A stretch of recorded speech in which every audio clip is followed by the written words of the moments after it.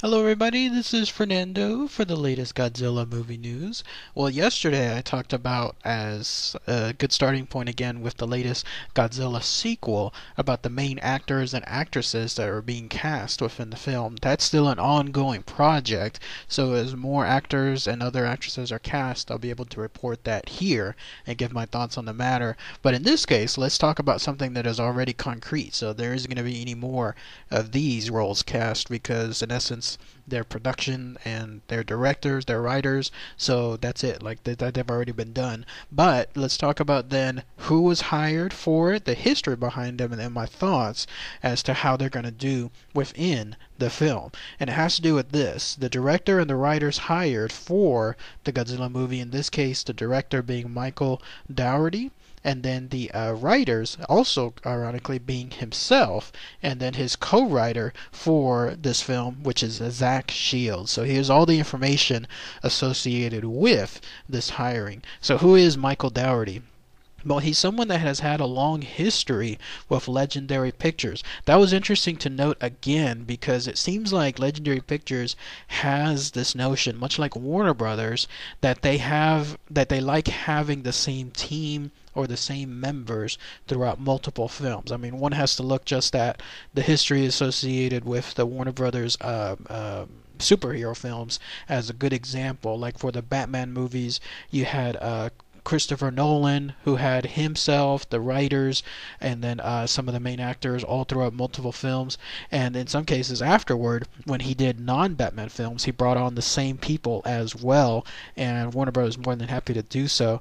And then with Zack Snyder, who is of course doing the Superman movie and then the Justice League movie, himself having all those people pretty much the same throughout multiple films too, because of the impact that they have with each other. So Legendary and Warner Brothers, they seem to have that thing where they like keeping everyone together if it works. I mean, it makes sense. I mean, if something is doing good business, good money, people get along, and they prove that they're going to be able to do future projects on a great basis, then why mix things up? So it seems like with Legendary especially, if you have a good track record with them and you stay loyal with them, then they'll in turn be able to give you more and more projects to work on an escalating factor. Such was the case with this guy Michael Dougherty. I haven't seen, to be honest, any of his previous films, but others have, and they have been well received. For example, his earlier film, The Trick or Treat, has now been considered a cult film, a cult classic almost, if you will, on the horror side. Never seen that one, but I have heard of it. That's the one featuring that creepy looking, I don't know what that is, jack-o'-lantern, that like the size of a baby. I have no idea, but it seems to be that's the main moniker for it. But yes, that movie has been well regarded ever since its release from a couple of years back. Small movie too, like it's a small budgeted movie that ended up doing somewhat good business, but it's afterward that it created that it gained the cult following and created its own response, I guess, on DVD and Blu-ray that did the trick. And then his next film, the one that's just released, not last year but the year before, was Krampus. I remember that one. I never saw that one, but I remember it because there was this huge blitzkrieg of advertising left and right. I remember a lot of the theaters would constantly showcase the theater previews for it, and then on TV they would always showcase it there too. And then it seemed to just encapsulate all the main websites for sci-fi channels, for anything involving horror, for anything involving movie news. I mean, for a while there, Krampus was everywhere, and so they definitely put a lot of let's say money into the budget for advertising, or selective advertising that's more potent. Either way though, it did the trick there because it was made for a small budget, 15 million, but it brought about 61 million, which is pretty good. I mean, considering the amount of money that it was made for, the whole thing is, well, how much can you make on top of that? So in this case, this guy Michael Dougherty, who wrote and directed that film, he did a really good job apparently, got good reviews, made some good money, and so now Legendary Pictures has hired him for this Godzilla 2, the Godzilla King of the Monsters. Originally though, he was supposed to just be a writer. It's a weird world with Legendary right now because with their so-called MonsterVerse, they decided they wanted to keep everything internal when it came to the writing team, the same writing core. So the writing core will work on one set of movies, they'll work on the next set of movies, and then the future set of movies, all within the same franchise, all within the same core, so that way they could in turn keep things linked together, which also makes sense. I mean, why not? Especially if the formula works. That seems like they're mimicking a lot of the success that the Avengers had, how all those smaller films were piecemeal together, linked to each other by some key personnel, and then that in turn led to the big Avengers film, such as the case here, because Godzilla, of course, 2014 started it all, and then the Kong film is a second film within the MonsterVerse. This one, the Godzilla 2, King of the Monsters, that'll be the third film, and it'll all culminate finally into the Godzilla vs. King Kong film coming out in 2020. But yes, Michael Dougherty, and then this other guy who was also within the the Krampus films, Zach Shields, the writer there, they were rehired for Godzilla 2 while there was still a missing director for the film. But it looks like, again, like I mentioned earlier, Legendary Pictures decided to reward this guy Michael Dougherty, and it was long assumed apparently, because why would you hire a known director from two previous films, in this case Trick or Treat and Krampus, to just be a writer in this new film?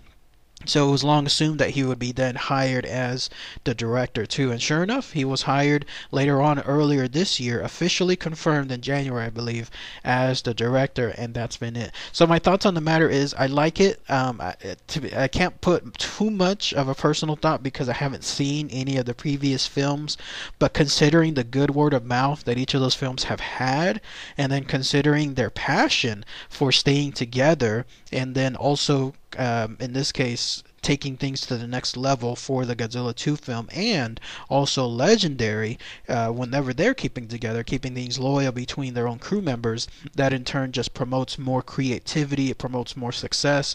I like it. I'm looking forward to what these guys have to do. The only thing that still seems a little bit mysterious is that this is the biggest film for either of these guys to work with. There's no word yet on as to what kind of budget this film will have.